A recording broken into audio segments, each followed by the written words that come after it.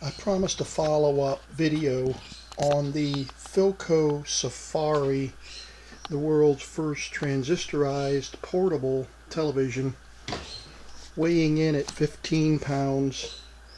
And this television that I purchased did not have a hood on top of it.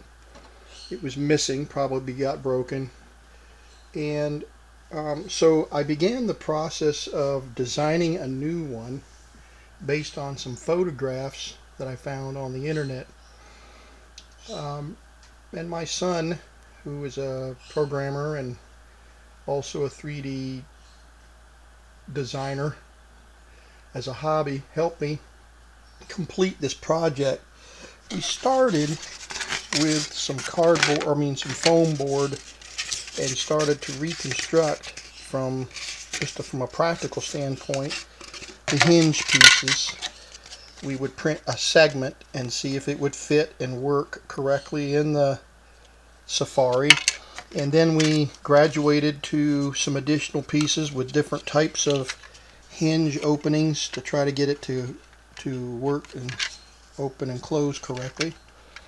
And then we mocked up a cardboard version of the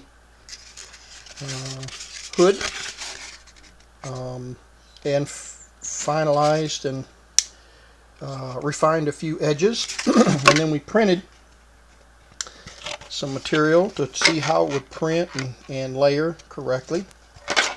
And then we of course printed another mock-up, and we ended up with after many hours of design, redesign, and tweaking, we ended up with this final version.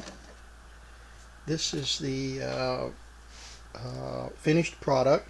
My son was able to reproduce the Safari logo, and that printed on the face of the thing. He also reproduced the Philco emblem, which is supposed to have some red and black in it, which I haven't painted just yet. But as you can see, it's a beautiful addition to what would have been otherwise completely missing.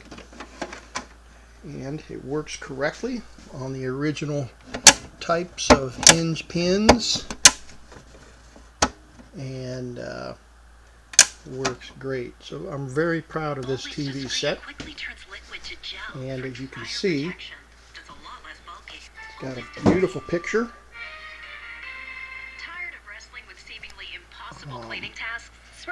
And of course, the camera is having, there we go, I can get it a little bigger, get centered, there we go. That's the finished product. So, let me know what you think. I was thinking about making these available to other Philco Safari owners that are missing, and I may still do that if there's interest, but there was so much work involved in printing this that I'm just not sure I'd want to go into the business of reproducing these. I don't imagine there's much of a market for it in any case. So, but there you go.